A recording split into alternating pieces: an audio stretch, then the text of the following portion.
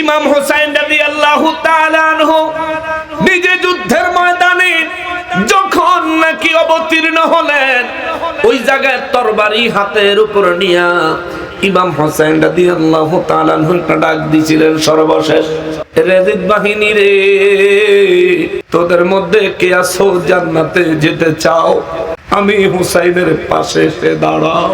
এক একজন সব শহীদ করে দিছে। ইয়াজিদ বাহিনী, তোদের পিছনে আছে জাহান্নাম, আমার পিছনে আছে জান্নাত। ভুলে গেছিস নি? আমার নানায় বলেছেন, আল হাসান ওয়াল হুসাইন সাইয়্যিদা শাবাবি আহলিল জান্নাহ। আমি হুসাইন জান্নাতের যুবকদের একজন সরদার, আমার ভাই হাসান জান্নাতের যুবকদের একজন সরদার।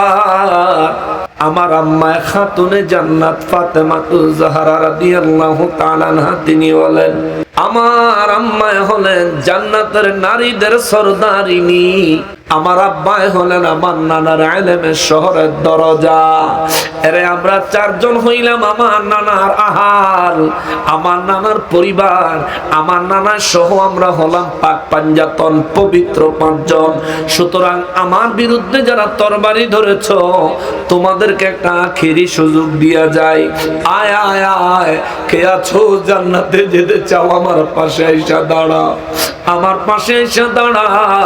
এই কথা শুনে ইয়াজিদ বাহিনীর বীর বাহাদুর, ইয়াজিদ বাহিনীর বীর বাহাদুর সৈনিক খুলিয়ে করলো কি, নিজের হাত থেকে থরথর করে কাঁপতে কাঁপতে তরবারিটা পড়ে গেল। দৌড়ায় ইয়াজিদ বাহিনীর কাছ থেকে দৌড়ে এসে ইমাম হুসাইন রাদিয়াল্লাহু তাআলা আনহুর কদম জড়ায়া দইরা কান্না শুরু করে দিল। হুসাইন, আমি যদি এই মুহূর্তে আপনার পাশে দাঁড়াই, আপনার নানায় আমারে মাফ করবনি। এখন যদি আমি আপনার পাশে দাঁড়াই, আল্লাহ আমারে মাফ করবনি, আপনি আমারে মাফ করবেন নি। ইমাম হুসাইন রাদিয়াল্লাহু তাআলা আনহু তারা টাইনা দাঁড় করে বলে, নবীর আওলাদ আহলে বাইতের পক্ষে দাঁড়াইছো, আমি হুসাইন ওয়াদা দিচ্ছি, আল্লাহ যতক্ষণ তোমারে জান্নাতে না দিবে, আমি জান্নাতে প্রবেশ করব না। সুবহানাল্লাহ, ইয়া রাসূলুল্লাহ, জিন্দাবাদ, আল্লাহু আকবার। মুসলমানেরা রে, আমার প্যারা নবীর উম্মতেরা রে, ওই হুসাইন রাদিয়াল্লাহু তাআলা আনহুর শাহাদাত ইয়াজিদ বাহিনীর হাতে হয়েছিল, যারা তার শরীর মোবারক থেকে মাথা মোবারক আলাদা করেছে। আমি গুনাহগারের নসিব হয়েছে, গত রমজানের ঈদের পরে আমি মুফতি আলাউদ্দিন জিহাদি ভাই সহ আমরা গেছিলাম মিশর সফরে। মিশরে একটা মসজিদ আছে কায়রো শহরে, মসজিদটার নাম হলো মসজিদে ইমাম হুসাইন রাদিয়াল্লাহু তাআলা আনহু। ওই মসজিদে যায়া দেখি, ওই মসজিদের সাথে আমার ইমাম হুসাইন রাদিয়াল্লাহু তাআলা আনহু মাথা মোবারকের মাজার শরীফ। সুবহানাল্লাহ, ওনার মাথা মোবারকের মাজার শরীফ হলো মসজিদ ইমাম হুসাইনের সাথে। দুইবার জিয়ারতে যাওয়া নসিব হয়েছে। মাত্র 3 দিন মিশরে ছিলাম, 3 দিনের মধ্যে দুইবার ইমাম হুসাইন রাদিয়াল্লাহু তাআলা আনহু মাথা মোবারকের কাছে মাজারে মোবারকায় হাজিরা দেওয়ার তৌফিক আল্লাহ দিয়েছিলেন। ওইখানে গেলে রে,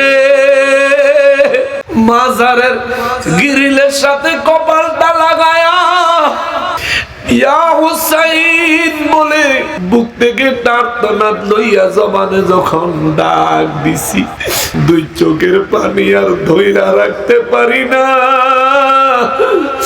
মনে হইছে মাজারে মোবারকা থেকে এখনো আহলে বাইতের রক্ত মোবারকের ঘ্রাণ আসে।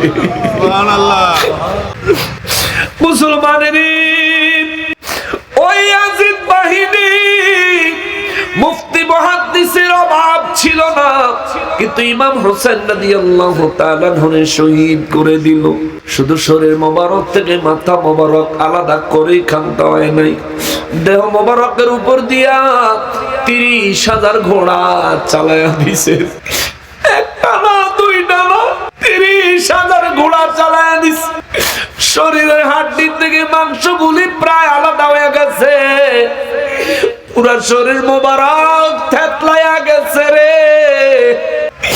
আল্লাহ সেদিন কেমনে সহ্য করছে। কারবালার এই ঘটনার পরে পৃথিবীর আকাশে বহুদিন যাবৎ সূর্য দেখা যায় নাই। পুরো পৃথিবী রক্তে, পুরো আকাশ রক্তে রঞ্জিত লাল লাল হয়েছে। এই ঘটনা যারা ঘটাইল ওরা ছিল ইয়াজিদ বাহিনী। ওই ইয়াজিদ বাহিনী এখনো সমাজ আছে না নাই? আছে। যারা বলেন আছে না নাই? ওই ইয়াজিদ বাহিনীরা সামনে মুহররম মাস আসতেছে।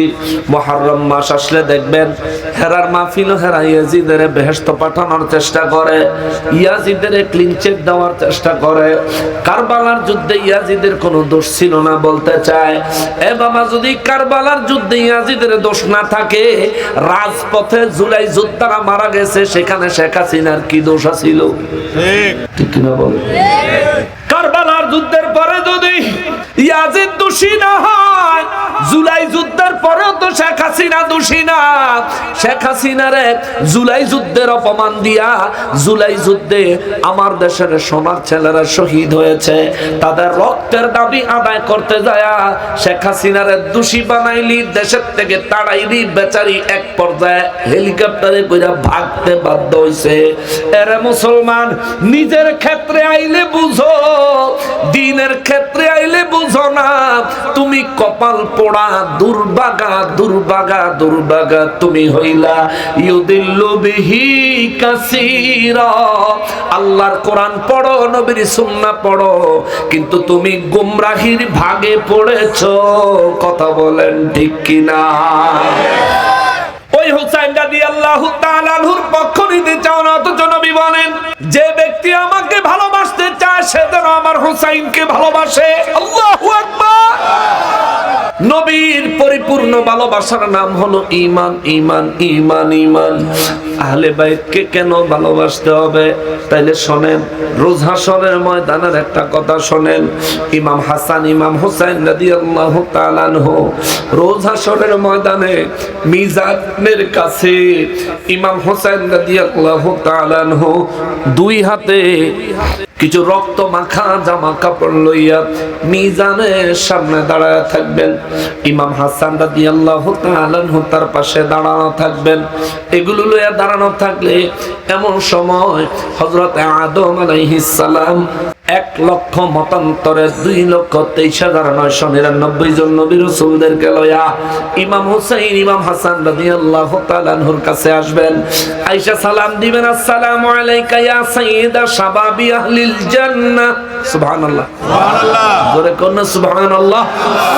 আদম নবী সালাম দিবেন, সমস্ত নবীরা একসঙ্গে সালাম দিবেন, আসসালামু আলাইকা ইয়া সাইয়্যিদা শাবাবি আহলিল জান্নাহ। ও জান্নাতের যুবকদের সরদারেরা গো, আপনাদের খেদমতে আমাদের সালাম আপনারা কবুল করেন। ইমাম হাসান রাদিয়াল্লাহু তাআলা আনহু, ইমাম হুসাইন রাদিয়াল্লাহু তাআলা আনহু দুইজনের একজনও সালামের জবাব দিবেন না। জিজ্ঞেস করবেন আপনাদের উপস্থিতি হাজিরির কারণ কি? আদম নবী বলবেন, এ আহলে বাইতে রাসূল, এ জান্নাতের যুবকদের সরদারেরা গো, আপনাদের কাছে জানতে চাই আপনারা এখানে দাঁড়িয়ে আছেন কেন? ইমাম হুসাইন রাদিয়াল্লাহু তাআলা আনহু বলবেন, কারণ আছে। আপনার হাতে এগুলো কি? বলবেন, এগুলো হলো কারবালার ময়দানে শহীদ হওয়া আমার পরিবারের জামা কাপড়। আদম নবী বলবেন, এখানে দাঁড়িয়ে আছেন কেন?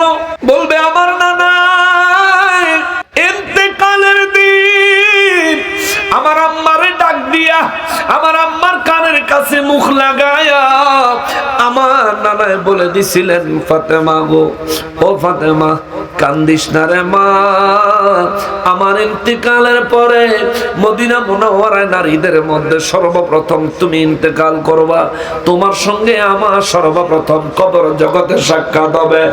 আমার আম্মায় মুস্কি হাসি দিয়া খুশি হইয়া আমার নানার চেহারা মোবারকের কাছ থেকে সরে গেলে আমার নানায় আমারে আর আমার ভাই হাসানের ইশারা দিয়া ডাক দিল। আমি আর আমার ভাই হাসান আমার নানার মাথা মোবারকের কাছে গেলি, আমার নানা ইশারা দিলেন, আমরা আমার নানার মুখ মোবারকের কাছে কান নিয়ে গেলাম। আমার নানায় কইল, হুসাইন রে আমার হাসানের মুয়াবিয়ার ছেলে ইয়াজিদ আমার হাসানের ষড়যন্ত্র করে বিষ পান করাইয়া আমার হাসানের শহীদ করে দিবে। হুসাইন, কারবালার জমিন তোমার শাহাদাতের জন্য অপেক্ষা করছে রে। শোনো, রোজ হাশরের ময়দানে যখন দুই ভাই দাঁড়াবি, শহীদদের জামা কাপড়গুলি লইয়া মিজানের কাছে দাঁড়ায় থাকবি। আদম নবী কয়, আমার নবী হাদিসে মুবারক বর্ণনা করেছেন, আদম নবী বলবেন হুসাইন, আপনাকে আপনাদের দুই ভাইকে মিজানের কাছেই কাপড় নিয়ে দাঁড়ায় থাকতে নবী কেন বললেন? ইমাম হুসাইন রাদিয়াল্লাহু তাআলা আনহু বলবেন, আমার নানায় বলছেন, আমার নানার উম্মতের নেকার গুনাহ যখন ওজন দিবে, আমার নানায় কইছে আমার নানারে ভালোবাসে এইরকম কোন উম্মত, আমার নানার কোন উম্মতের নেকার গুনাহ যখন ওজন দিবে রে, আমার নানায় বলছে নানার কোন উম্মতের নেকের পাল্লা যখন হালকা হয়ে যাবে, আমারে কইছে হুসাইন, আমার উম্মতের নেকের পাল্লায় কারবালার শহীদদের রক্ত মাখা জামাগুলি তুইলা দিবি।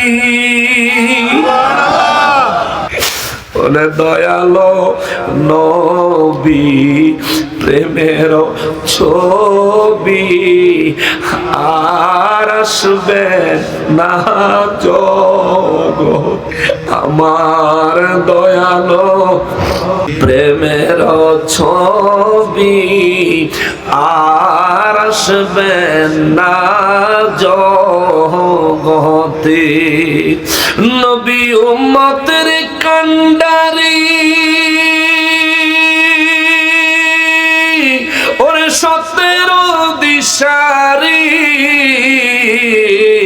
শাফাআত করিবেন নবী হাশরে। নবী উম্মতের কান্ডারি ওরে 17 দিশারি শাফাআত করিবেন নবী হাশরে। নবী হাশর দিনে উম্মত বিনে, নবী হাশর দিনে উম্মত বিনে যাবেন না নবীজি বেহেশতে, আর আসবেন না জগতে। আমার দয়াল নবী প্রেমে ছবি আর আসবেন না জগতে, আমার দয়াল নবী প্রেমের ছবি আর আসবেন না জগতে। মুসলমানেরা রে, আমার প্যারা নবীর উম্মতেরা রে, আদম নবী ইমাম হুসাইন রাদিয়াল্লাহু তাআলা আনহুরে ডাক দিয়া বলবেন, কারবালার শহীদদের কাপড়গুলো আপনার নানার উম্মতের পাল্লায় দেওয়ার পরে যদি তাদের নেকের পাল্লা ওজনে ভারী না হয় তখন কি করবেন? ইমাম হুসেন রাদিয়াল্লাহু জর্জর করে দুই চক্ষু মুবারকের পানি মুবারক ছেড়ে দিবেন হাশরের ময়দানে। সায়রা দিয়া বলবেন, আদম নবী গো, আমার নানা ইন্তেকালের দিন আমাদেরকে আরো বলে গেছেন গো, ও নবীর উম্মতের আমার নানার উম্মতের নেকের পাল্লায় এই কারবালার রক্ত মাখা কাপড়গুলি তুলে দেওয়ার পরেও যদি আমার নানার উম্মতের নেকের পাল্লা ভারী না হয়, আমার নানায় বলছে, হাসান রে, হুসাইন রে, তোরা দুই ভাই আমার উম্মতের নেকের পাল্লার উপরে উঠা বসবি। সুবহানাল্লাহ। প্রয়োজনে দুই ভাই উঠা বসবি, তবুও আমার একটা উম্মত জাহান্নামে নিয়ে যাইতে দিবি না। আল্লাহু আকবার। আদম নবী গো, নানার উম্মত বাঁচানোর জন্য মিজানের কাছে দাঁড়ায় আছি গো আদম নবী, আপনি বলেন আপনারা সবাই আমাদের কাছে আসার কারণ কি? আদম নবী বলবেন, আপনি তো অনেক গুরু দায়িত্ব পালন করছেন, তবুও শোনেন, আমরা এখানে আসছি কারণ হলো আমরা হাসরের ময়দানের করুণ পরিণতি দেখে আমাদের বড় কষ্ট হচ্ছিল। আল্লাহর কাছে গেছিলাম, আল্লাহ গো, ও আল্লাহ, আমরা তো আপনার নবী এবং রাসূল ছিলাম গো আল্লাহ, আমরা তো আপনার হুকুমের বাইরে কদম দেই নাই গো আল্লাহ। আজকে হাসরের ময়দানে এত মুসিবতের জায়গা, ও আল্লাহ, এই জায়গা থেকে আমাদেরকে কি একটু মুক্তি দেওয়া যায় না? আল্লাহ রাব্বুল ইজ্জত বললেন, হ্যাঁ মুক্তি দেওয়া যায়, কিন্তু কেমন মুক্তি চান বলেন? আমি সবার পক্ষ নিয়ে বললাম, আল্লাহ গো, আপনি সবার বিচার করেন, অসুবিধা নাই, কিন্তু আমরা তো নবী রাসূল, আমরা তো এক প্রকার ভিআইপি, আমরা তো আপনার নবী রাসূল, আল্লাহ আমাদেরকে কি একটু ভিআইপি সুবিধা দেওয়া যায় না? রব্বুল ইজ্জত জানতে চাইবেন কেমন সুবিধা চাও? আদম নবীরে আমার আল্লাহ জিজ্ঞেস করলে আদম নবী জবাব দিবেন, আল্লাহ আমাদেরকে জান্নাতে যাওয়ার অনুমতি দেন। সুবহানাল্লাহ। আল্লাহ বলবেন, কোথায় যাইবা? আল্লাহ জান্নাতে যাওয়ার অনুমতি দেন। অনুমতি পাইলে খুশি তো? জি আল্লাহ, ঠিক আছে, যাও, জান্নাতে চলে যাও। আদম নবী কে, আল্লাহ আমাদেরকে একটা অনুমোদন পত্র লিখে দেন না, নইলে তো আবার রেদওয়ান ফেরেশতা জান্নাতে ঢোকার সময় যদি আমাদের কাছে চায় যে আপনি তো জান্নাতে যাইবেন, কিভাবে যাইবেন, আপনার কে পারমিশন দিল? আল্লাহ তখন কি বলবো? একটা অনুমতি পত্র দেন না। হাদিসে আমার নবী বর্ণনা করেন, আল্লাহ একটা কুদরতের কাগজে অনুমোদন পত্র লেখা আল্লাহ একেবারে সভাপতির জায়গায়, অর্থাৎ যিনি একেবারে মেইন প্রিন্সিপালের জায়গায়, আল্লাহ কুদরতের একটা সিগনেচার করে ওই কাগজটা আদম নবীর হাতে ধরায় দিবেন। সুবহানাল্লাহ। আদম নবী পাইয়া খুশি, খুশি হইলে আদম নবী দৌড়াইয়া জান্নাতের গেটে যাবে, লাগতো না, অসুবিধা নেই। আর যারা দাঁড়িয়ে আছেন, আপনারা যদি বসতে চান, আমি অনুরোধ করব জুতাটা হাতে নিয়ে ভিতরের দিকে চলে আসেন, বা ওই বাম পাশে আমি দেখছি অনেকগুলো তেরপল আছে, যদি একটু কষ্ট করে বিছায় নেন, হ্যাঁ, একটু বসতে সুবিধা হবে। সবাই মুহাম্মদে দরুদ শরীফ পড়েন, আল্লাহুম্মা কাসম মাওলানা মুহাম্মদ ওয়া আলা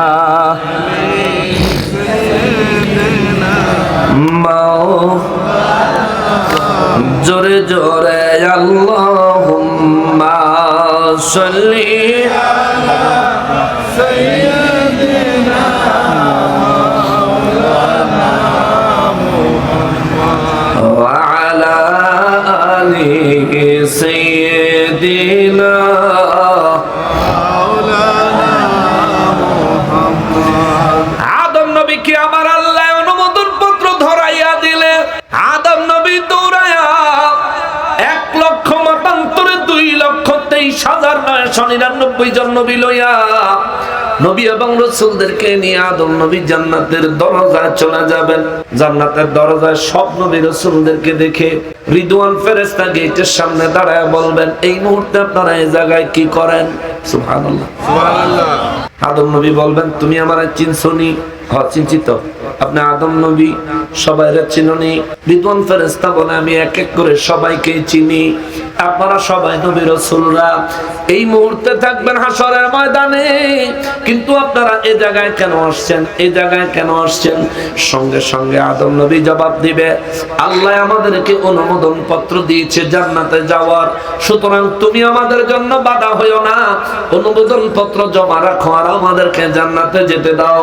আদম আলাইহিস সালাম আল্লাহ পাকের অনুমোদন পত্র দেখবেন, দেখার পরে আদম নবীর অনুমোদন পত্রটা হাতে ফিরিয়ে দিবেন। আদম নবী বললেন, কি হইল রে রিদওয়ান? রিদওয়ান ফেরেশতা বলবেন, আদম নবী গো, এইটুকু অনুমোদন পত্র জান্নাতে যাওয়ার জন্য যথেষ্ট নয়। জোরে বলেন আল্লাহু আকবার। অনুমোদন পত্র দিবেন কে? আল্লাহ। কথা বলেন না কে? রিদওয়ান ফেরেশতা বলবে যথেষ্ট নয়।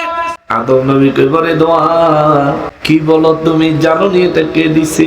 জানি তো। কে দিছে? আল্লাহ দিছে। আল্লাহ তো অনুমোদন পত্র বুঝি যথেষ্ট নয়। রিদওয়ান ফেরেশতা সঙ্গে সঙ্গে নিজের একটা নিয়োগ পত্র বাইর করে আদম নবীর দিয়ে কইবে, এটা একটু পড়ে দেখেন। সুবহানাল্লাহ, সুবহানাল্লাহ। রিদওয়ান ফেরেশতার নিয়োগ পত্র দেখে আদম নবী দেখবেন, রিদওয়ান ফেরেশতার নিয়োগ পত্রের মধ্যে লেখা আছে, তুমি জান্নাতের দারোয়ানের চাকরি করবা, প্রধান দারোয়ান। এরে রিদওয়ান, যতক্ষণ পর্যন্ত আমার হাবিব হাবিব রাহমাতুল লিল আলামিন উম্মত নিয়ে জান্নাতের দরজায় না আসবে ততক্ষণ পর্যন্ত তুমি জান্নাতের দরজা খুলবা না। জোরে বলেন সুবহানাল্লাহ। আদম নবী কয় রিদওয়ান রে, ও রিদওয়ান, আল্লাহর অনুমতি পাওয়ার পরেও তুমি যে জান্নাতের দরজা খুলতেছ না। আদম নবী কয় আপনার হাতে যেটা দিছি ওইটাও আল্লাহর, আপনি আমারে যেটা দিছেন এইটাও আল্লাহর, এইবার আপনি বলেন আমি কোন দিকে যাইতাম। আদম নবী কয় আমি তো জানি না রে রিদওয়ান ভাই, এই মুহূর্তে কোন দিকে যাওয়া বুদ্ধিমানের কাজ হবে। রিদওয়ান ফেরেশতায় কইবা আদম নবী গো এখনো বুঝেন নাই, আজকের হাসরের ময়দানের আয়োজক হলেন আল্লাহ, আর নেতৃত্ব কর্তৃত্ব হলো আল্লাহর হাবিবুল্লাহ মুহাম্মাদুর রাসূলুল্লাহ সাল্লাল্লাহু আলাইহি ওয়াসাল্লামের। তার অনুমোদন ছাড়া, তার স্বাক্ষর করা অনুমতি পত্র ছাড়া আমি রিদওয়ান আপনাদেরকে জান্নাতে প্রবেশ করতে দিতে পারবো না। এটা আমার আল্লাহর নির্দেশ। জোরে বলেন সুবহানাল্লাহ। ও আদম নবী, আপনি আল্লাহর নির্দেশ মানছেন, আমিও মানছি। আদম নবী দেখব অবস্থা খারাপ। দেখবেন কোন অফিসে কোনো কাজ করতে গেলে চেয়ারম্যান সাহেবের কাছে বা উপজেলা অফিসে বা থানায় কোনো কাজ যখন হয় না, তখন এই পিয়ন টিয়ন টাইপের বা একটু নিচের লেভেলের যেই অফিসার থাকে সেই অফিসারে গিয়ে ভাই দেন না, কামটা করাই দেন না, কিছুটি অফিসার লাগলে দিব না, অসুবিধা নাই, চা নাস্তার খরচ দিব না, দেন আপনি একটু করাই দেন। আর না হইতো না, স্যারে অনেক চিন্তা রয়েছে, আর না ভাই দেন না, আপনি কই লইব, দেন দেন করাই দেন। আরে মিয়াটা বেলা লাগাই দিচ্ছেন, আচ্ছা ঠিক আছে যাইতেছি, দেই কি কয় স্যারের কাছে গিয়ে দৌড় দিয়ে বেরিয়ে দূর, স্যার যে দমক দিছে হইতো না, ভাই দেন না, একটু ব্যবস্থা করে দেন না। পরে আইয়া কয় না আপনারা অনেক টিয়া পয়সার কারবার হইতো না। কারে ভাই টিয়া যা লাগবো দিব না, তুমি খালি কামটা করাইয়া দাও। কত লাগবো হুদা, স্যারে অনেক কইছিল, আমি কমাই দিছি 1050 কইলে হয়ে যায়। এই কথাটা বললাম এই কারণে যে যখন স্যারের কাছে পারে না, তখন স্যারের সেক্রেটারির কাছ থেকে বুদ্ধি নেই। যেমন অনেকে মাহফিলের জন্য আমার ফোন করলে ডেট তো নাই, তো যদি আমার সেক্রেটারি আমার খাদেম সাহেব যদি ফোন টোন ধরে, তো খাদেম সাহেবের আবার কয় যে আপনি একটা বাউ করে দেন, বাউ করে দেন, আপনার লেগে একটা হাদিয়ে দেন রাখ মনে। খাদেমরা এটা কইলে খাদেমরা ডেট ডেট ঘুরে থুয়ে দেয়, হ্যাঁ লেগে এখন আর খাদেমরা মোবাইল দিই না, আমার দামি দেয়। এটা ইজ্জতের ব্যাপার না, ওয়াদার ব্যাপার না। আদম নবী রিদওয়ান ফেরেশতারে কইব ভাই তোমার কাছে আল্লাহর যে নির্দেশনা আছে ঠিক আছে, আমার কাছে আল্লাহর যে নির্দেশনা আছে তাও ঠিক আছে, এবার বলো তুমি আমার একটু বুদ্ধি দাও, কোন পথ অবলম্বন করলে জান্নাতে যাইতে পারবো। ডান পাশে আল্লাহ সিগনেচার আছে, বাম পাশে খালি রাহমাতুল লিল আলামিনের স্বাক্ষর নিয়ে আসেন, আমি জান্নাতে ঢুকতে দিব। আদম নবী কইব রাহমাতুল লিল আলামিনের এই মুহূর্তে কই পাওয়া যাবে রে ভাই যে দোয়ার? ভাই আপনি বুঝি জানেন না? ওরে ভাই মাথা ঠিক নাই, কষ্ট না রে ভাই, কোন জায়গায় গেলে রাহমাতুল লিল আলামিনে পাওয়া যাবে? সঙ্গে সঙ্গে রিদওয়ান ফেরেশতা বলবে নির্দিষ্ট ঠিকানা আমি বলতে পারবো না, তবে 3টা ঘাটির কথা কই, 3টা জায়গায় তালাশ করেন গিয়া। 1 নম্বরে মিজানের কাছে যান, আল্লাহু আকবার, মিজানের কাছে যান, সেইখানে যা দেখবেন রাহমাতুল লিল আলামিন কি যদি পান, ওইখানে যা দেখবেন ওনার উম্মতের নেকের গুনাহ যখন ওজন দেয়, উনি কারোর জন্য পকেট থেকে কাগজের টুকরা বাইর করে নেকের পাল্লায় দেয়, কারো মিজানের পাল্লার নিচে আঙ্গুল মোবারক লাগায়া নেকের পাল্লার ওজন বাড়ায়া দেয়। সুবহানাল্লাহ। ওইখানে যা কয় যদি মিজানের কাছে না পাই, রিদওয়ান ফেরেশতা বলে তাইলে পুলসেরাতের কাছে যাবে। পুলসেরাতের পারে যিনি দাঁড়িয়ে থাকবে, দরুদ সালাম পড়া উম্মতেরে পার করিবেন। ওরে উম্মতেরি পাগল নবী, উম্মতেরি পাগল নবী, মনে রাখিও মন যদি দিতে হয় নবীকে দিও। আল্লাহুম্মা সাল্লি আলা সাইয়্যিদিনা محمد وعلى آل مولانا محمد اللهم صل على سيدنا مولانا محمد وعلى آل سيدنا مولانا আদম নবীকে রিদওয়ান ফেরেশতা বলবেন পুলসিরাতের কাছে যায় দাঁড়ায় দেখবেন রহমাতুল লিল আলামিন সেখানে তার উম্মতদেরকে হাতে ধরে ধরে পুলসিরাত পার করতেছে। আদম নবী কয় ওখানে যদি না পাই কই যাব? রিদওয়ান ফেরেশতা বলবেন ওখানে যদি না পান তাইলে হাউজে কাউসারের কিনারে যাবেন। ওখানে যায় দেখবেন তিনি তার পিপাসার্ত উম্মতের খোদ নিজের হাতে কাউসারের শরবত দান করতেছেন। সুবহানাল্লাহ। আদম নবী বলেন হুসাইন আমি এইমাত্র রিদওয়ান ফেরেশতার কাছ থেকে আসলাম। এই যে দেখেন আল্লাহ আমাদেরকে জান্নাতে ঢোকার পারমিশন দিছে। আপনার নানারে পাইলে একটা স্বাক্ষর লাগে তাইলে আমরা জান্নাতে যাইতে পারি। আমরা নবী রাসূল হইয়া আজকে আসরের ময়দানে বড় কষ্টে আছি।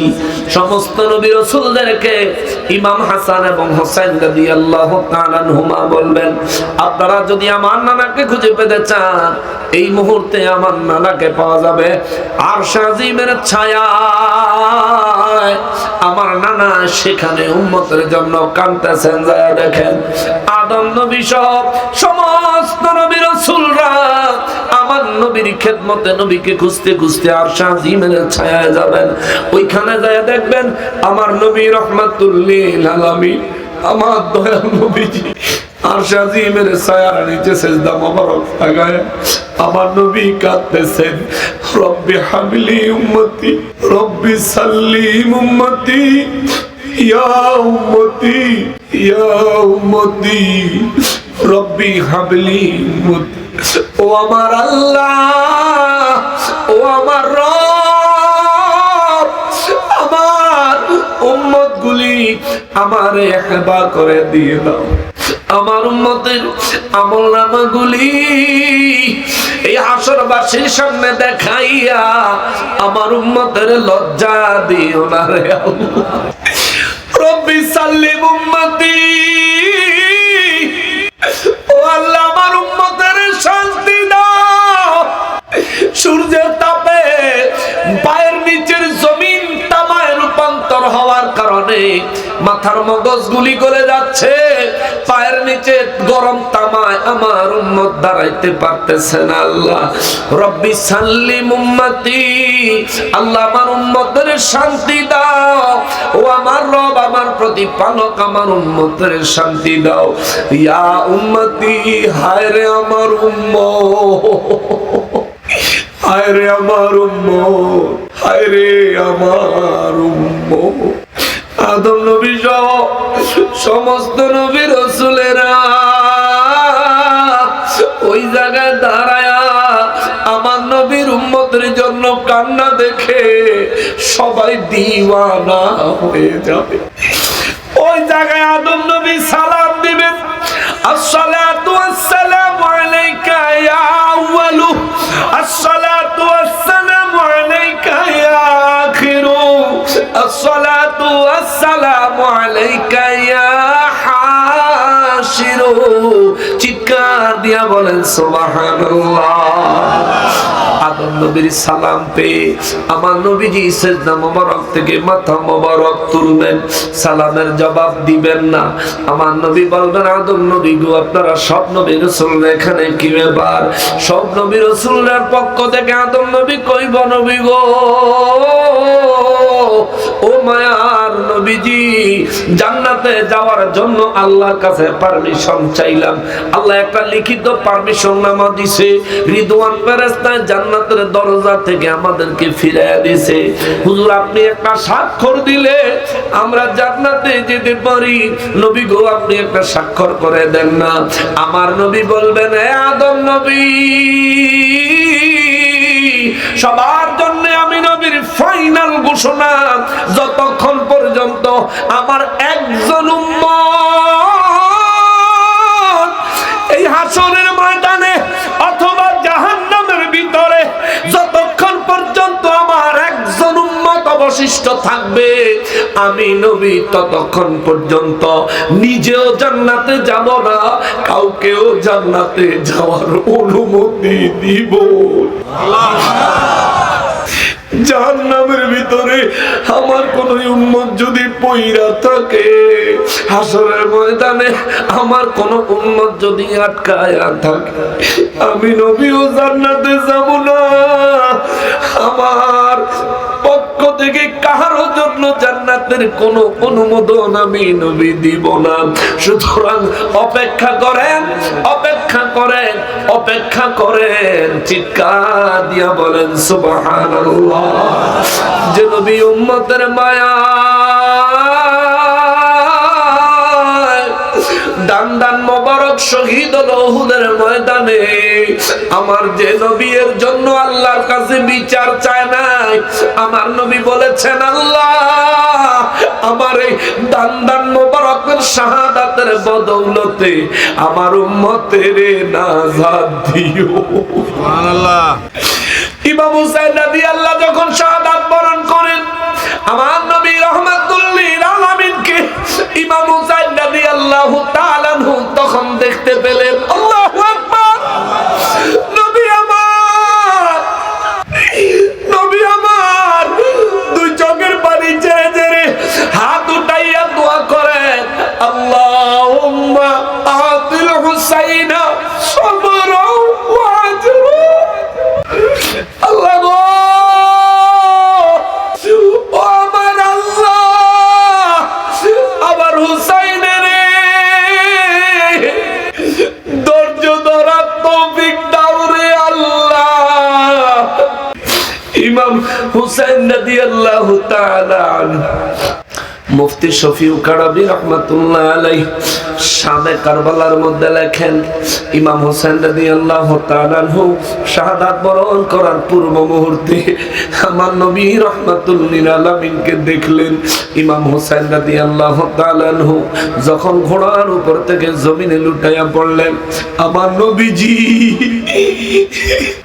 ইমাম হোসেন রাদিয়াল্লাহু তাআলা নূরে জড়ায়া দইরা ইমাম হোসেন রাদিয়াল্লাহু ঘোড়ার উপর থেকে যখন পড়ে গড়াগড়ি খাইলেন, আমার নবী তারে জড়ায়া দইরা গড়াগড়ি খাইলেন। এইদিকে মদিনা মুনাওয়ারায় উম্মে সালমা স্বপ্নে দেখে রে, আমার নবী রক্ত মুবারক মাখা অবস্থায় আমার নবীজি সারা শরীরে মাটি লেগে আছে। দাইকা কই নবী গো, আপনার শরীর মোবারকে এত মাটি এত রক্ত কেন গো? স্বপ্নে আমার নবী জবাব দেয়, এই মাত্র আমার কলিজার টুকরা হুসাইন কারবালায় শহীদ হইয়া গেছে। উম্মে সালমা গো, দেখো তোমার যে মাটিগুলো আমি দিয়েছিলাম, ওই মাটিগুলো দেখো রক্তে রঞ্জিত হয়ে গেছে। তিনি বলেন, আমি ঘুম থেকে জায়গা মনে হইল যেন বাস্তবে নূর নবী রাহমাতুল লিল আলামিন আমার সঙ্গে কথা বললেন। আমি দৌড়ে গেলাম, ওই শিশিতে রাখা মাটির দিকে তাকায় দেখি মাটিগুলো রক্তে লাল লাল লাল লাল হয়ে গেছে। মুসলমানের ওই নবী নিজের কলিজার টুকরাদেরকে শহীদ করলেন, প্রতিশোধ আল্লাহ দরবারে চাইলেন না। আমার নবী শুধু দোয়া করলেন, আল্লাহ আমার কলিজার টুকরাদের শাহাদাতের বদৌলতে আমার উম্মতের নাজাত দিও। সুবহানাল্লাহ। অথচ আজ আমরা ওই নবীর উম্মত, ওই নবীর উম্মত হইয়া যে নবী অসুস্থ অবস্থায় দুইজন সাহাবীর কাঁধে যে নবী ভর করে করে মসজিদে নববী শরীফের নামাজের জামাতে শরীক হয়েছেন, ওই নবীর উম্মত আমরা। মসজিদে ফজরের নামাজে আমাদেরকে পাওয়া যায় না, জোহর আসর মাগরিব এশার নামাজে আমাদেরকে পাওয়া যায় না, অনেকের শুক্রবারে পাওয়া যায়, আবার অনেকের তাও পাওয়া যায় না, অনেকের একেবারে ঈদের নামাজের সময় পাওয়া যায়। এর মুসলমান মুসলমান রে, ওরে মুসলমান, এই জায়গায় যারা উপস্থিত আছো রে, এই জায়গায় যারা উপস্থিত নাই রে, পর্দার আড়াল থেকে যে সমস্ত মা বোনেরা শুনছে, এই পৃথিবীর প্রত্যেকটা প্রাণীকেই আমার আল্লাহ বলেছেন কুল্লু নাফসিন যায়িকাতুল মাউত। আমি আল্লাহ প্রত্যেকটা নফস, প্রত্যেকটা আত্মাকে মৃত্যুর স্বাদ গ্রহণ করাবো। আল্লাহ কয় প্রত্যেকটা নফস, প্রত্যেকটা আত্মাকে মৃত্যুর স্বাদ গ্রহণ করাবো। ওয়া ইন্নামা তুওয়াফাউনা উজুরাকুম ইয়াওমাল কিয়ামা, এবং প্রত্যেকটা নফস, প্রত্যেকটা প্রাণকে, প্রত্যেকটা আত্মাকে আমি রব্বুল আলামিন কিয়ামতের দিনে তার কর্ম অনুযায়ী তার পুরস্কার দান করব। জোরে বলেন আল্লাহু আকবার। আপনি যেমন কাজ করেছেন ঠিক তেমন পুরস্কার পাবেন, আপনি যেমন কাজ করেছেন ঠিক তেমন পুরস্কার পাবেন। আরো একবার বলি রে বাবা, আপনি যেমন কাজ করেছেন ঠিক তেমন পুরস্কার পাবেন। আজকের এই মাহফিলে এই এলাকার অনেক মানুষ আসে নাই, তাদের বিরুদ্ধে কি মামলা হবে? না। বলেন মামলা হবে? বাড়িতে তাদের উপর কি কেউ হামলা করবে? না না না। আজকের এই মাহফিলে যাদের ইচ্ছা হয়েছে আইছেন, যাদের ইচ্ছা হয় নাই আসে নাই। আবার যারা আইছেন আপনাদের মধ্য থেকে যার ইচ্ছা এক্ষুনি উঠে চলে যাইতে পারবেন, কিন্তু রোজ হাসরের ময়দান, রোজ হাসরের ময়দান, যেদিন আপনার সারা জীবনের প্রত্যেকটা কাজের জন্য এক এক করে হিসাব দেওয়া লাগবে, যেদিন আপনার জীবনের প্রত্যেকটা মুহূর্তের হিসাব দেওয়া লাগবে, ও যে ময়দান থেকে পালানোর কোনো সুযোগ নাই, যেখানে উপস্থিত না হওয়ার কোনো সুযোগ নাই রে।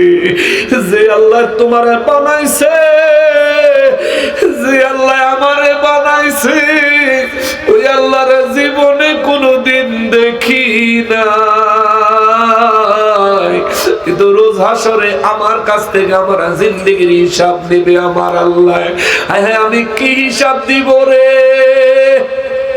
ওরে আমি কি হিসাব দিব? ওরে আমি কেমনে হিসাব দিব রে? নবী বলেন আল্লাহ সেদিন সর্বপ্রথম নামাজের হিসাব দিয়ে হিসাব আরম্ভ করবে। আউয়ালু মা ইউহাসাবু বিহি আবদু ইয়াওমাল কিয়ামাতিস সালাহ। নামাজের হিসাব দিয়ে সেদিন আমার আল্লাহ হিসাব আরম্ভ করবে। ওরে কারবালার জমিনে ইমাম হুসাইন রাদিয়াল্লাহু তাআলা আনহুর মাথা মুবারক কেটে ফেলবে, কাফেররা তৈরি হয়ে গেছে। সেই জায়গায় ইমাম হুসাইন রাদিয়াল্লাহু তাআলা আনহু নামাজের জন্য সময় চাইলেন, কিন্তু প্রাণ ভিক্ষা চায় নাই। জোরে বলেন সুবহানাল্লাহ। ওই হোসাইনি মুসলমান তুমি নিজের দাবি করো যদি, ওই আমার নবী রাহমাতুল লিল আলামিনের উম্মত নিজেকে দাবি করো যদি, নিজের প্রাণের চাইতে নবীকে বেশি ভালোবাসো দাবি করো যদি, এরে মুসলমান তবে কেন তোমার মুখে দাড়ি নাই? এ মুসলমান তবে কেন তোমার দেহে ওই নবীর সুন্নাতের পোশাক নাই? এ মুসলমান তবে কেন তোমার চরিত্রে নামাজ নাই? এ মুসলমান তবে কেন তোমার জবানে সর্বদা সত্য কথা নাই? এ মুসলমান তবে কেন তোমার জবান দিয়ে অন্য মুসলমান কষ্ট পায়? এ মুসলমান তবে কেন তোমার হাতের দ্বারা এতিমের সম্পদ ভোগ দখল হয়? তবে কেন তোমার সন্তান শুদ্ধভাবে সহিভাবে কোরআন তেলাওয়াত করতে জানে না? তবে কেন তোমার সন্তান আহলে হাদিস ভণ্ড ওয়াহাবি হয়? কেন হয়? কেন হয়? দাইলামি শরীফের 262 পৃষ্ঠায় 1450 বছর আগে আমার নবী বলেছেন, তুমি তোমার সন্তানের ডাক্তার ইঞ্জিনিয়ার বানাইবা। আমি নবী এমন নসিহত তোমারে করি নাই। আমি নবীর নসিহত হলো তুমি তোমার সন্তানকে 3টা শিক্ষা দিবা। 3টা শিক্ষা দিবা। একটা হলো হুব্বে নবীকুম, সর্বপ্রথম তুমি তোমার সন্তানের শিখাইবা নিজের প্রাণের চাইতেও বেশি আমি নবীকে কেমনে ভালোবাসা লাগে। সুবহানাল্লাহ। তুমি কেন পিতা হইয়া তোমার সন্তানের নবীর ভালোবাসা শিখাইতে পারো নাই? আল্লাহর দরবারে হিসাব দেওয়া লাগবে, আল্লাহর দরবারে জবাব দেওয়া লাগবে। আমার নবী বলেন 2 নম্বরে ওয়াহুব্বে আহলে বাইতিহি, নবী বলেন 2 নম্বরে আমি নবীর আহলে বাইতের ভালোবাসা তার শিক্ষা দিবা। আমি নবীর আহলে বাইতের ব্যাপার আসলে, আমি নবীর বিষয় আসলে আমার উম্মত যেন, এরে উম্মত তোমার সন্তান যেন নির্দ্বিধায় নিজের প্রাণ উৎসর্গ করে দেয়। মনে রাখবা এই দুনিয়ার থেকে একদিন মৃত্যুবরণ করাই লাগবে। সেই মৌতটা যদি আমি নবীর মহব্বতে, আমার আহলে বাইতের মহব্বতের জন্য হয়, মনে রাখবা ইন্তেকাল হইতে দেরি জান্নাতের নাজ নিয়ামত তারে স্বাগতম জানাইতে দেরি হবে না। আল্লাহু আকবার। নবী বলেন 3 জিনিস তোমার সন্তানকে তুমি গুরুত্ব সহকারে শিক্ষা দাও। এক হলো নবীর মহব্বত, 2 নম্বরে আহলে বাইতের মহব্বত, 3 নম্বরে আমার নবী বলেন ওয়া কিরাতিল কোরআন, 3 নম্বরে হলো কোরআনুল কারীমের সহিহ শুদ্ধ তেলাওয়াত সন্তানকে শিক্ষা দাও। এই জায়গায় কতগুলো মানুষ এক এক করে যদি সূরা ফাতিহা জিজ্ঞেস করা হয়, ম্যাক্সিমাম মানুষের সূরা ফাতিহা তেলাওয়াতে ভুল হবে, অশুদ্ধ হবে, ঠিকমতো টান গুন্না ঠিক থাকবে না। আবার এখানে যতগুলো মানুষ সবাইরে যদি ফজরের নামাজ, যোহর, আসর, মাগরিবের নামাজের এক এক করে কথা জিজ্ঞেস করি, এইখানেই আপনি জবাব দিতে পারবেন না। ওরে আপনার হায়াতের বয়স কত? 20 বছর।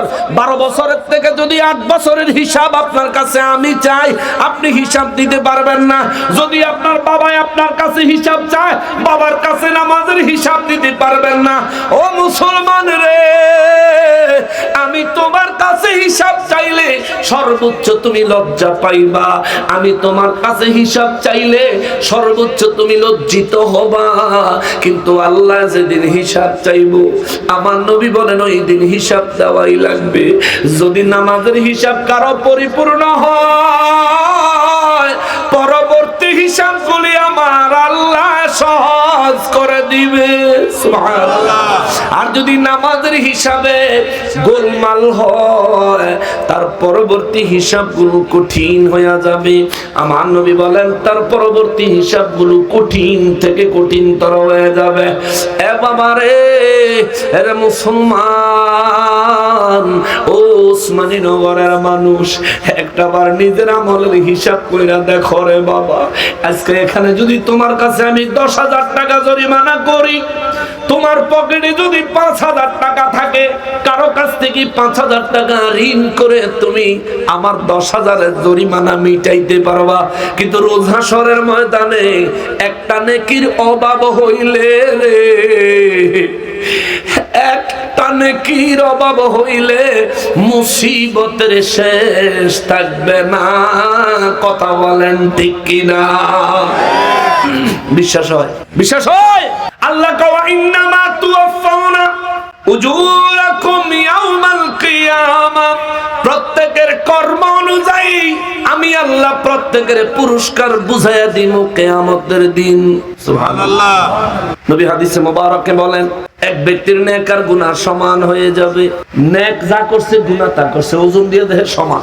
জাহান্নামের ফেরেশতারা তার জন্য দাঁড়ায় থাকবে, কিন্তু তারে ধইরা টান দিতে পারে না, কারণ গুনাহ তো বেশি হয় নাই।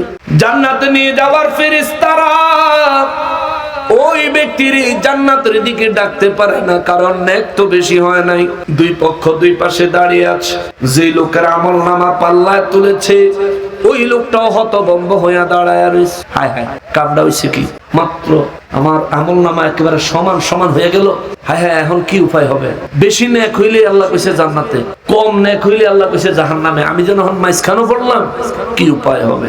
রব্বুল ইজ্জাত কুদরত থেকে ডাক দিয়া বলবে, মাপা মাপি থামছে কেন? এই মিজানের ফেরেশতারা, ওজন বন্ধ কেন? আল্লাহ, তোমার এক বান্দার নেকার গুনাহ ওজন দিছি, তার নেকার গুনাহ সমান হয়ে গেছে, তার নেকার গুনাহ পাল্লার থেকেও নামাইতে পারি না, তার একটা সমাধানও আনতে পারি না। আল্লাহ কি করবো আপনি বলেন? আল্লাহ বলবে, কি রে আল্লাহ সমান হয়ে গেছে নেকার গুনাহ সমান হয়ে গেছে। জি, এখন কি করবি? আল্লাহ মাফ করে দেন না। কেমনে মাফ করতাম? আল্লাহ আপনি রহমানুর রহিম, আমার মাফ করে দেন। কামই তো না। আল্লাহ আপনি গফুরুর রহিম, আল্লাহ বলবেন কাজ হবে না। আল্লাহ তাইলে আমার নবী আখিরি নবীর উসিলায় আমারে কি মাফ করে দেওয়া যায় না? সুবহানাল্লাহ। আল্লাহ বলবেন তুমি আখিরি নবীর উম্মত। জি আল্লাহ, তাহলে তোমার একটা সুযোগ দিব। সুবহানাল্লাহ, সুবহানাল্লাহ। কি সুযোগ আল্লাহ? পুরা হাসরের ময়দান ঘুরে দেখো, কেউ যদি তোমার একটা নেকি দেয়, ওই একটা নেকি নিয়ে আসলে আমি তোমারে জান্নাতে পাঠায়া দিব। সুবহানাল্লাহ।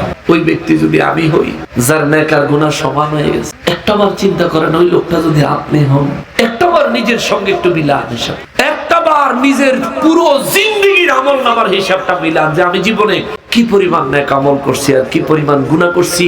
রোজ হাসরের ময়দানে আমার এক নেকির টান পড়বো নি, এক নেকির অভাব হইব নি। একটু চিন্তা করেন, ওই ব্যক্তি আপনি হতে পারেন। এই জন্য আউলিয়া কেরাম, বুজুর্গানে দ্বীন, ফুলতলি সাহেব কেবলারা, শাহজালাল শাহপরান ইয়ামিনী রাহমাতুল্লাহ আলাইহি সহ এদেশে যত আল্লাহর ওলিদের কদম পড়েছে, প্রত্যেক আল্লাহর ওলিরা মানুষকে ফরজ, ওয়াজিব, সুন্নতে মুআক্কাদা ইবাদতের পাশাপাশি বেশি বেশি পরিমাণে নফল ইবাদত করার তাকিদ দিয়েছে। ঠিক কিনা বলেন?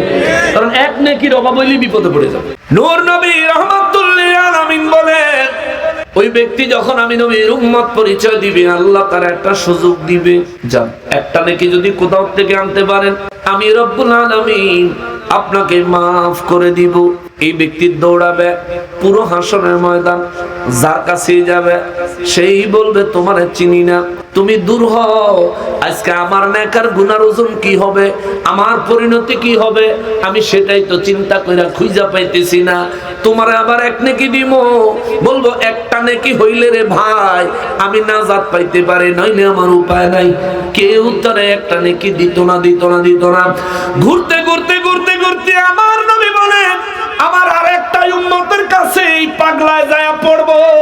সুবহানাল্লাহ, সুবহানাল্লাহ।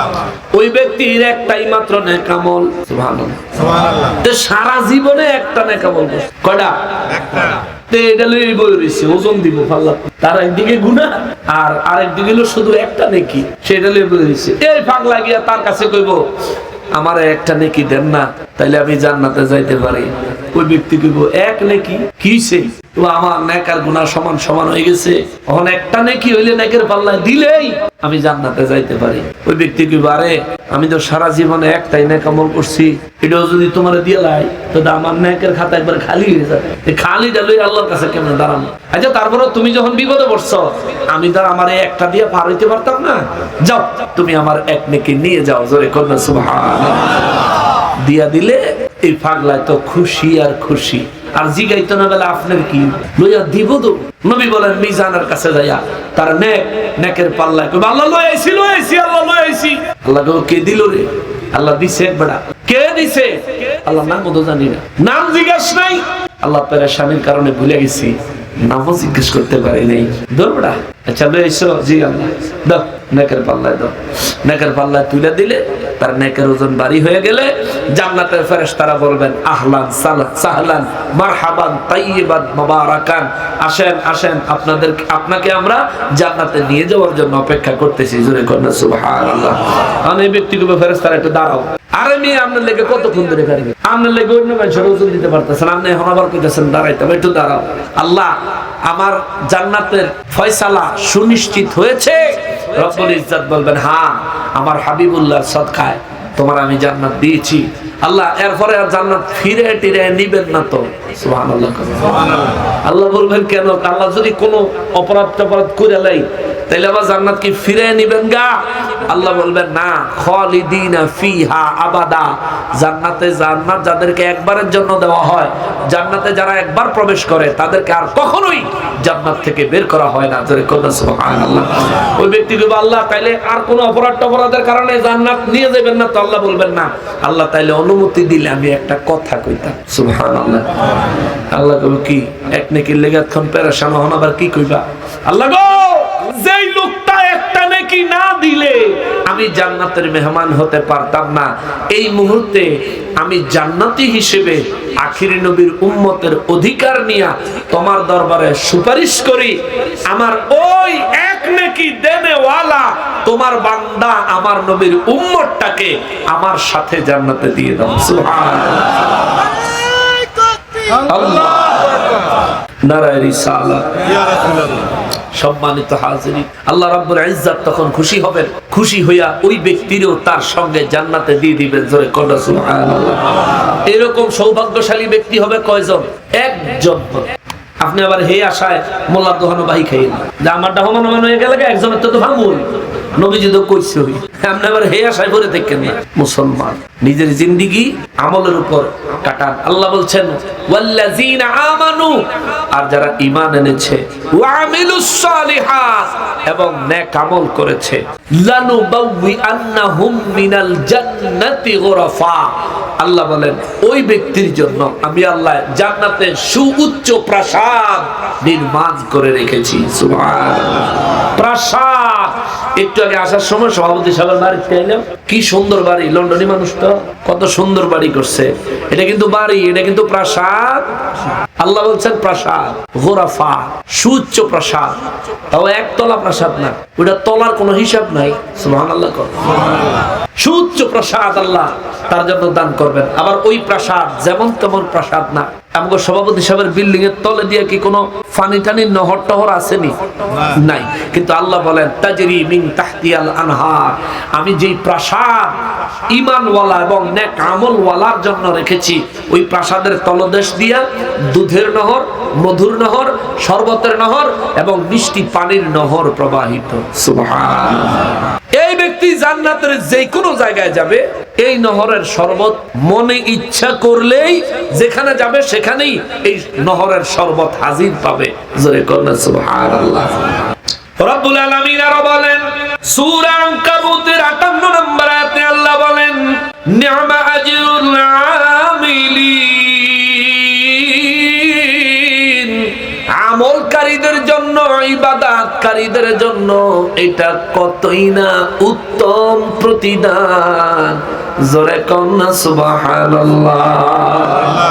এই জন্য আমার আল্লাহ সূরা আলে ইমরানে বলেন ওয়া ইন্নামা উজুরাকুম ইয়াউমাল কিয়ামাহ, আর আমি আল্লাহ প্রত্যেক ব্যক্তির কর্ম অনুযায়ী তার কর্মফল কিয়ামতের দিন আমি আল্লাহ পুঙ্খানুপুঙ্খভাবে বুঝাইয়া দিব, তার পুরস্কার তারে বুঝাইয়া দিব। ফামান যুহজিহা আনিন নার, আল্লাহ বলেন যেই ব্যক্তিরে জাহান্নাম থেকে বাঁচানো হবে, সুবহানাল্লাহ। আল্লাহ বলেন যেই ব্যক্তিকে জাহান্নাম থেকে রক্ষা করা হবে, ওয়া উদখিলাল জান্নাতা, আর যে ব্যক্তিকে জাহান্নাম থেকে রক্ষা করে জান্নাতে প্রবেশ করানো হবে, আল্লাহ বলেন ফাকাদ ফাজ, তবে এই ব্যক্তিটাই হলো আসল সফলতা অর্জনকারী। চিৎকার দিয়া বলেন সুবহানাল্লাহ। যে ব্যক্তির জাহান্নাম থেকে রক্ষা করা হবে এবং জান্নাতে প্রবেশ করানো হবে, আমার রব্বুল আলামিন বলেন এই মানুষটা হলো প্রকৃতপক্ষে সফল কাম, সফল কাম, সফল কাম। আল্লাহ রব্বুল ইজ্জত আরো বলেন নবী গো, দুনিয়ার মানুষকে বলে দেন দুনিয়ার হায়াতে জিন্দেগি যেন বরবাদ না করে। প্রত্যেকটা মুহূর্ত হায়াতের ব্যালেন্স, প্রত্যেকটা মুহূর্ত হায়াতের ব্যালেন্স। হায়াতের ব্যালেন্স মানুষের খরচ হয়ে যাচ্ছে গো নবী। হায়াত রিচার্জ করার কোনো সুযোগ নাই, হায়াত রিফিল করার কোনো সুযোগ নাই। গাড়ির তেল শেষ হইয়া গেলে তেলের পাম্পে গেলে গাড়ির তেল পাওয়া যায়, গাড়ির গ্যাস শেষ হইয়া গেলে সিএনজি পাম্পে গেলে গাড়ির গ্যাস পাওয়া যায়। এরা মুসলমান মোবাইলের ব্যালেন্স শেষ হইয়া গেলে রিচার্জের দোকান দোকানে গেলে কিংবা বিকাশের মাধ্যমে বিভিন্ন ব্যাংকিং অ্যাপসের মাধ্যমে মোবাইলে পুনরায় রিচার্জ করা যায়, কিন্তু মানুষের হায়াতের আল্লাহ একটা ব্যালেন্স দিয়েছেন। আমার জন্য হয়তো 50, নয়তো 60, নয়তো 70, নয়তো 80, নয়তো এর চাইতে কম, নয়তো এর চাইতে বেশি, যে কোনো সংখ্যক একটা ব্যালেন্স, হায়াতের একটা ব্যালেন্স আমার আল্লাহ আমার জন্য নির্ধারণ করেছে। আমার হায়াতের ব্যালেন্স এখন শেষ হয়ে যাইতে পারে, আমার হায়াতের ব্যালেন্স সকালেও শেষ হয়ে যাইতে পারে, আজকের রাত আমার হায়াতের একেবারে শেষ রাত্রিও হতে পারে। মোবাইলের ব্যালেন্স কত ইচ্ছা করলে জানা যায়, গাড়িতে তেল আছে কত, গাড়ির স্পিড মিটারের দিকে, ফুয়েল মিটারের দিকে তাকাইলে দেখা যায়, গ্যাস আছে কতটুকু, গ্যাসের সিগন্যাল বাতির দিকে তাকাইলে দেখা যায়, মোবাইলে ব্যালেন্স আছে কত, স্পেশাল নাম্বার ডায়াল করলে দেখা যায়। কিন্তু আমরা মানুষ, আমরা হায়াতের ব্যালেন্স নিয়ে দুনিয়ায় আইছি, জন্ম থেকে হায়াত প্রত্যেক মুহূর্তে খরচ হচ্ছে, কিন্তু আমি আমার হায়াতের ব্যালেন্স জানি না, জানি না, জানি না। অথচ আমার হায়াতের ব্যালেন্স শেষ হয়ে যাচ্ছে, এই বিষয়ে আমার কোনো টেনশন নাই। আমার মৌত যে কোনো মুহূর্তে আসতে পারে, এই বিষয়ে আমার কোনো টেনশন নাই। আমি দুনিয়া নিয়ে মত্ত, দুনিয়া নিয়ে পাগল পাগল পারা হয়ে গেছি, সংসার নিয়ে পাগল হয়ে গেছি। কথা বলেন ঠিক কিনা? ওরে সংসার সংসার কইরা ভবে গো, করলা না বন্দিগি,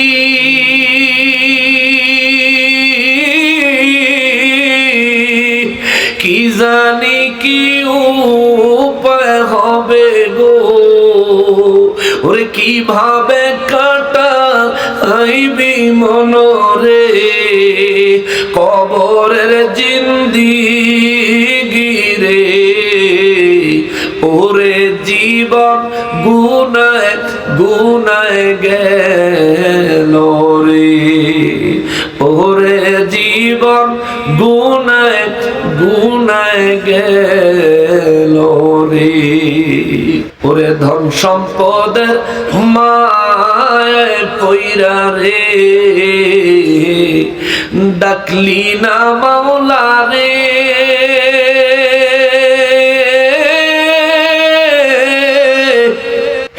কি জানি কি উপায় হবে গো, অন্ধকার কবরে রে, ওরে জীবন গুনায় গুনায় গেল রে, ওরে জীবন গুনায় গুনায় গেল রে, ছেলে মেয়ের মায় পইড়া গো,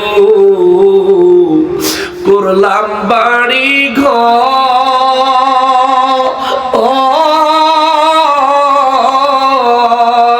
কোন দিন জানি আজরাইল ইশারে, সবই করে পরে, ওরে জীবন গুনায় গুনায় গেল রে, ওরে জীবন গুনায় গুনায় গেল রে, বাড়ির পাশে কবর ঘরে গো,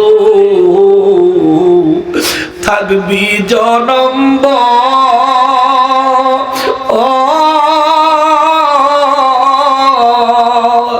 ওরে ভাইও নাই রে, বান্ধব নাই রে, কে লইবে খবর রে, ওরে জীবন গুনায় গুনায় গেল রে।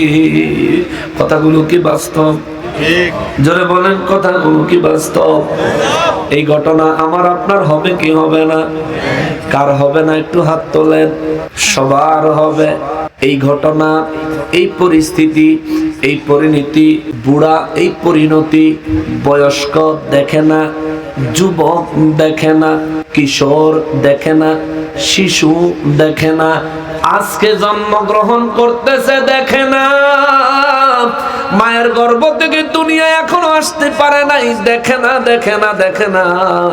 মায়ের গর্ভে যার মউত আছে আল্লাহ সেখানেই মউত পাঠায়া দেয়।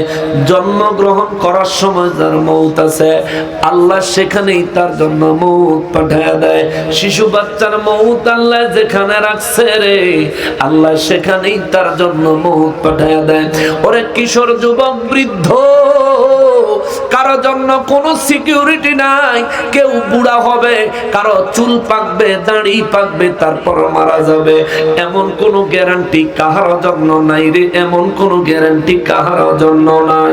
ওরে আমার যুবক ভাইয়েরা রে, যৌবন বয়সে আল্লাহ বান্দার ইবাদত বেশি পছন্দ করে। যৌবন বয়সে আল্লাহর ইবাদত বেশি সহিহ শুদ্ধভাবে আদায় করা যায়। এই জন্য বাবারে, ও বাবা, ও মুসলমান, আল্লাহর ইবাদতে অত্যধিক পরিমাণে মনোনিবেশ করবা। আল্লাহ বলেন ফামা যুহজিহানিন নারি ওয়া উদখিলাল জান্নাহ।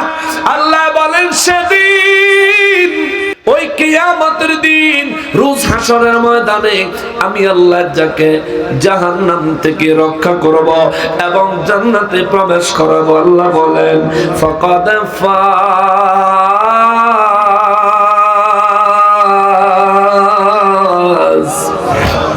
জোরে বলেন আল্লাহু আকবার। আল্লাহ বলেন এই ব্যক্তি প্রকৃত পক্ষে সফল কাম। এই ব্যক্তি প্রকৃত পক্ষে সফল কাম। এই ব্যক্তি প্রকৃত পক্ষে সফল কাম। আল্লাহ কয় যারা জাহান্নাম থেকে রক্ষা করব এবং জান্নাতে পাঠাবো, এই ব্যক্তি সফল কাম। ওয়ামাল হায়াতুদ দুনিয়া ইল্লা মাতাউল গুরুর। নবী গো বিশ্ববাসীরে বলে দেন, এই দুনিয়ায় মানুষের হায়াত, এই দুনিয়ার ধন সম্পদের লোভ লালসা, এই সব কিছুই শুধু ধোঁকাবাজি। আসল জিন্দেগি হলো পরপারে, আসল জিন্দেগি হলো জান্নাতে। মানুষকে বলেন তার হায়াত যেন জান্নাত ক্রয় করার মতো প্রয়োজনে খরচ করে। চিৎকার দিয়া বলেন সুবহানাল্লাহ। আমাদের হায়াতের মালিক কি? জোরে বলেন কি? হায়াতের ব্যালেন্স কি বাড়ে না কমে? জোরে বলেন। বয়স বাড়ে কিন্তু হায়াতের ব্যালেন্স কমে, ঠিক কিনা বলেন? ওই আমার ছেলে বলে আব্বু তোমার চুল পেকেছে, মেয়ে বলে আব্বু তোমার চুল পেকেছে, আমি বলি আমার মরার চিঠি এসেছে, ঠিক কিনা? অনেক মানুষের চুল পাকছে, দাড়ি পাকছে, তার মরণের খবর নাই, নেতারা লিয়ে দৌড়াইতে আছে।